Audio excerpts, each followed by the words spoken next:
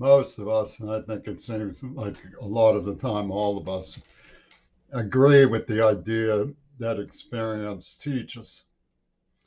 May also be a powerful universality that given how quickly time goes by, that what experience teaches is sometimes still hidden in the past, that we haven't had the time, the energy, the motivation, the understanding, the wisdom, the education, the help to understand everything the history teaches. So, what I care to do is illustrate some experiences that may hide some of the things that I should have learned, and to articulate what it seems to me I may have learned. This became particularly pressing to me when Greta Thunberg went to England and came away reckless minded, not to concern herself with the trolls.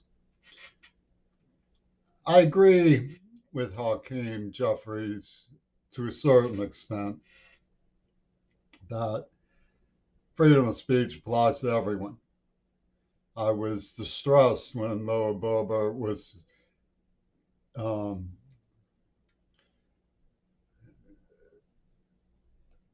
derided for drawing the line at actual acts of violence. I'm not sure that's called for, but people presented their reasons. I don't know anything else about her, but that she drew the line. And we've all been shocked senseless by supposedly accidental murders on Hollywood sets. So we realize from looking at old films of Don Rickles addressing Clint Eastwood in front of a large packed house of celebrities, dissing and talking about poisoning the food and so on, that Hollywood wants special privileges for freedom of speech and doesn't want to be investigated for infringements of political acts of crime, which of course everyone knows I have alleged about Hollywood. You may wonder, how do I feel about Clint Eastwood? I'm in his neighborhood. Well, I'm not going to glamorize him if he did any of the things that I have discovered were done. If he shares my concern, he would be an interesting person to talk to about it. His priorities seem to be somewhat elsewhere, but I know he's entered politics, and it stops with that. I'm not going to endorse policies of which I disapprove. I posted in commemoration of Warnock's victory, um, a knock at midnight, where Dr. Martin Luther King addressed his concern about the potential for bacteriological warfare and so on. So anyone who reads me understands that I'm concerned that there's a fierce struggle for human destiny going on between attaches of misleadership and people who are concerned to bring about the safety of the public on planet Earth, of which I consider myself duty bound to do my level best to help. And people will say I've already backfired. So you wonder, what is it about me that makes me such an obsession with old fraternity roommates? You know, we hear freedom of speech applies to everyone, but when I was attacked blindside in childhood, I heard a voice. I heard you called me a blank, asshole, he said. I heard you call me an asshole, and then I was struck. It was like being shot. I struck really hard. I went flying face down on the cement. I nearly toppled over the edge into an empty lot. So we know that some people don't like freedom of speech. I don't think he did know he was hitting an innocent person because he came blindside at me. He was much huger than me. He must have known I didn't know who he was, and I would have been scared at the sight of him anyway because of what kind of Hun-like vestige he had developed for himself. But he struck me blindside, so he probably knew I had never said any such thing. So what we're dealing with are people who are shopping for insults. For example, I feel affinity and sympathy for Neil Diamond. He looked courageous in his condition with Parkinson's disease. But because I had a flirtation with differences of opinion back when Jimmy Carter was running against Reagan with my roommate at school who liked Neil Diamond, um, I've always been very afraid of Neil Diamond because it was as though I would side with the wrong person. The way I listened to Led Zeppelin, I would be listening to girls' music because my sister had claimed Led Zeppelin, and I didn't want to listen to girls' music at that age. So yeah, why would somebody be hardwired to look for um, things that they could say, I'm not going to take that from you? We know the fighting man's concept of Southern ethics, the quick to brawl, fast to the fit stuff. Don't you ever dare talk down Johnny Cash and all this stuff. So when Hakeem Jeffries says you can't cancel the U.S. Constitution to Donald Trump, it's for everybody. Freedom of speech is for everybody. You wonder what exactly are we protecting? The right of frightened, terrified people to cry for help in the only language they may know, which is screaming bloody fright? Or are we protecting the right of people to be uh, despicable to the weak? So you see the wheels within wheels. I think it's sad and a little bit scary. It's certainly very unsettling to me personally to see that the Democratic Party's um, victory in the U.S. Senate in 2022, with Warnock's victory over Herschel Walker, giving the Democrats a majority in the Senate, it's greeted with the old wheels of falsehood and baiting that comes with the freedom of speech articles. You let anybody speak at the pet news, and next thing you know, the Nazis are tearing doors off hinges and saying it's symbolic speech, and so on and so forth. Or that raising the swastika above the American flag is a tribute to America, so on and so forth.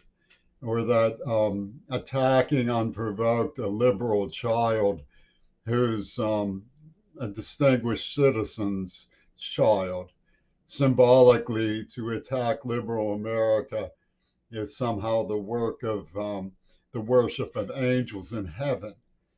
So it's loosely uh, paraded that freedom of speech pertains to everyone, but common sense pertains to everyone too. So does maturity. Watching people come unhinged, you can defend the idea of girls screaming rape, kill, pillage, and burn in the woods. Okay, you can defend the idea as raucous satire, but that doesn't necessarily mean it's a mature respectable way to behave, thing to do. Women burn their bras. Well, that's nice. I can understand the liberation movement, the passion for liberation. These things are part of history, and we're not faced with really dire circumstances. They're boorishly worthwhile sophomore subjects to focus on for historic value to the liberation movement, historic identification of the liberation movement's tactics and martyrs. I mean, women died in the suffragette struggle. So there are things that are reasonable when it comes to women's liberation. But what these people are doing are celebrating catcalls. That's what we're being asked. Celebrate catcalls until somebody crosses the line, right? So they can make things stupid, so that if somebody says, um, tell me yes or no, do you love Israel your whole heart? And you say no because of what they did to the Palestinians. you get your face smashed in by Israeli boxers who say you diss the Constitution. I mean, this is the sort of mentality that they're cultivating in freedom of speech worship, and yet they lie about so-called foreign um, enemies, they call them. They lied about the Muslims. They lied about Russia. They've lied about some of the things we've done to the Asian countries who are in struggle with us, and then say you don't have the freedom of speech to say things like that. Well, what do you mean? We're just talking about doing our level best to be accurate. Nobody would ever accuse me of not standing up to the issue of fascism and Nazism. It's absurd. I've done my level best to explain why, as a thoughtful, well read American, I see many of the things that Ayn Rand saw in the human um, dilemma. She believed in never initiating violence against anybody else. Her best character would have had nothing to do with her. He was heroically in love with things like light and air, celebrating the human spirit horizontally rather than vertically. I'm sure that somebody like that would have, Frank Lloyd Wright, he was supposedly modeled on, would have liked Buckminster Fuller and the climate change movement, where Ayn Rand just simply hissed and hated them because she was irrational while claiming to be rational. But that doesn't disqualify all of her thoughts. We need to be mature. Freedom of speech is a basis for the American Library Association's protection of things like Muslim civility. Take a look at this. The Dark Ages ended when the Muslims represented to Christian society the Greeks, who had been banished, who might have even been burned if they hadn't been smuggled away into the protective courtesies of the Muslim world. And Erasmus, a Christian humanist who translated the entire New Testament, wrote an introduction based on the Greeks. He was a friend of Thomas More. And together they evidently came up with the idea of utopia.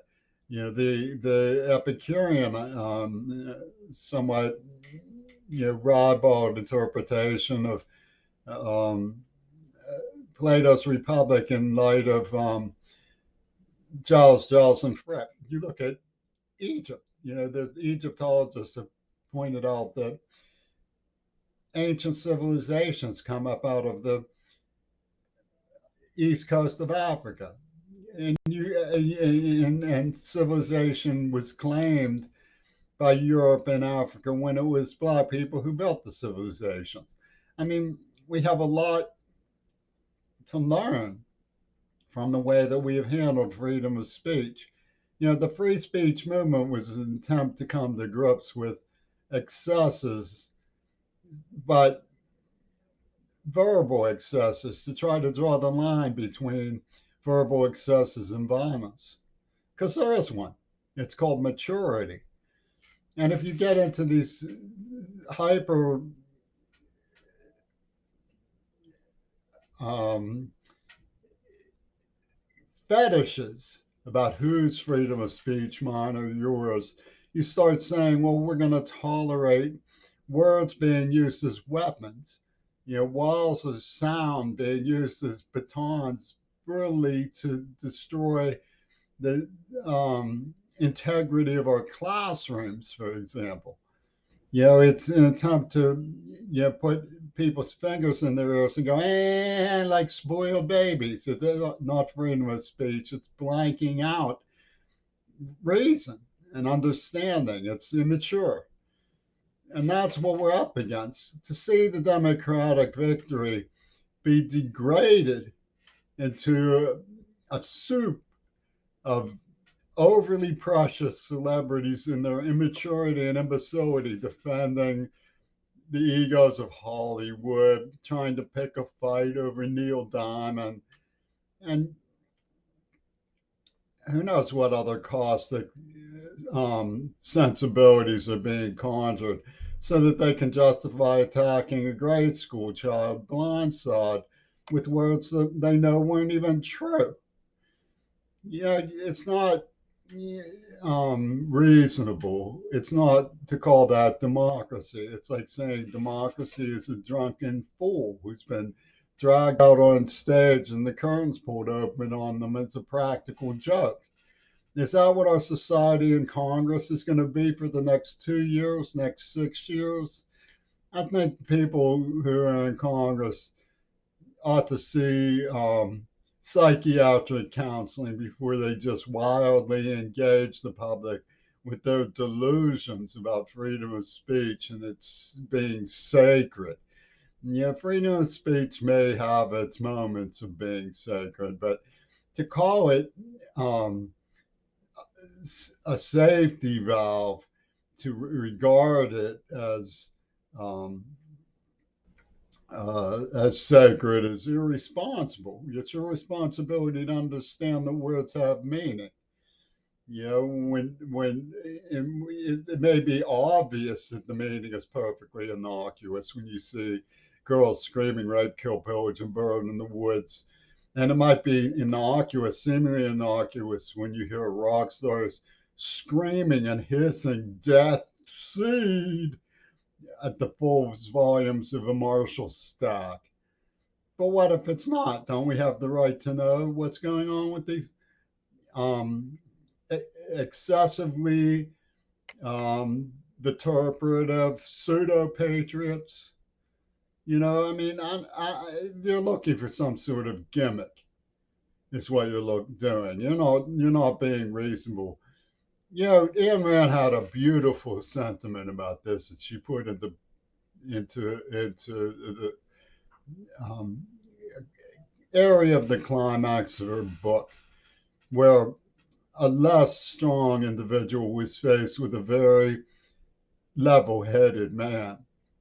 And weeping from the exhaustion of not knowing anybody who had a level head, he said in tears, can you imagine being locked in a room with a beast of prey or some imbecile criminal who has his mind eaten out by some terrible disease, and all you do is try to reason with them. You say the most profound things that could possibly come to your mind.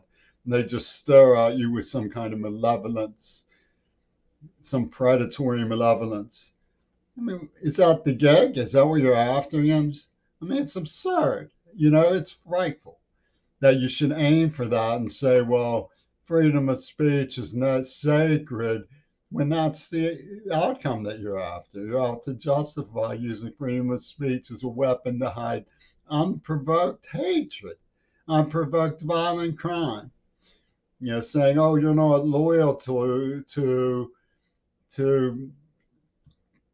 the destruction of the planet because of my celebrity."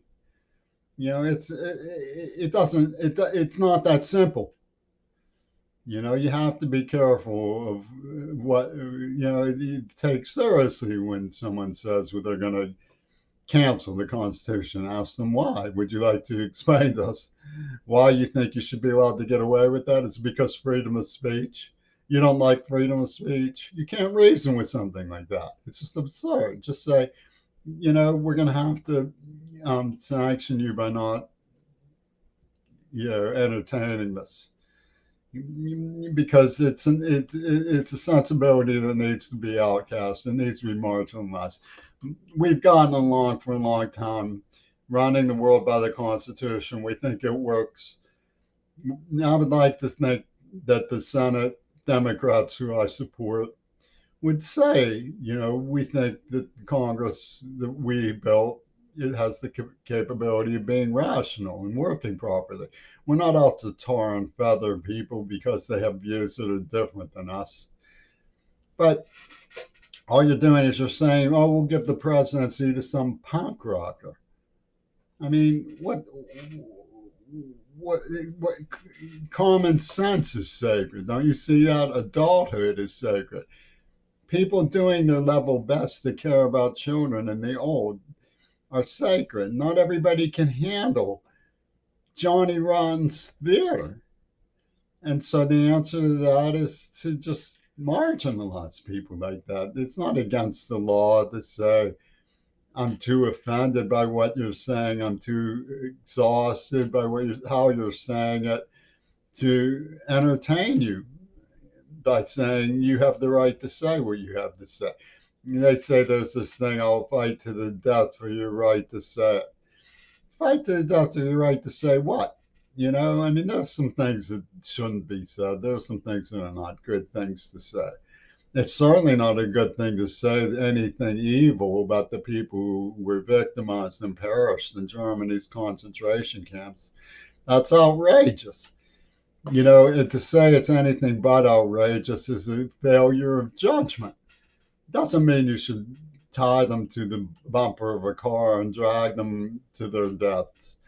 It means that you don't believe that things like that are good things to do. It's called common sense. Can't you see that there are things that have common sense at their as their foundation? Okay, so now the work of Congress isn't to say blasphemy is sacred and all this stuff. Everybody knows there's that sort of thing that goes on in the arts. Okay, but it's not what the Congress is built to do. The Congress is to weigh options, reach decisions that are best for the most people. And I realize that there's tension when it comes to tolerance in the world. There's some tensions, there's some point of tensions. You have to accept some things that you wish you didn't have to. And some of those things involve freedom of speech issues. I wish I didn't have to tolerate that. But I do because I know it's in the general interest of everyone that I not think that the world revolves around me and only me. So what I think is that we've taken the turn into a madness of evoking Hollywood Pandora's box phenomenon. We've opened this freedom of speech phenomenon, and out have come all of the passions, all of the malice, all of the um, Greek gods of mischief. And at the bottom of the box, all crumpled, is Martin Luther King's Knock at Midnight. And it still says hope. Okay, great. Okay, so is hope sacred? Hope, Greta Thunberg has said quite wisely, is earned. It means you go out and do something helpful. That's what hope comes from, when you earn it by doing something helpful. I hope that I have learned some of the lessons from the past. I think that there are lessons hidden in the past that are worth learning. I know that experience teaches.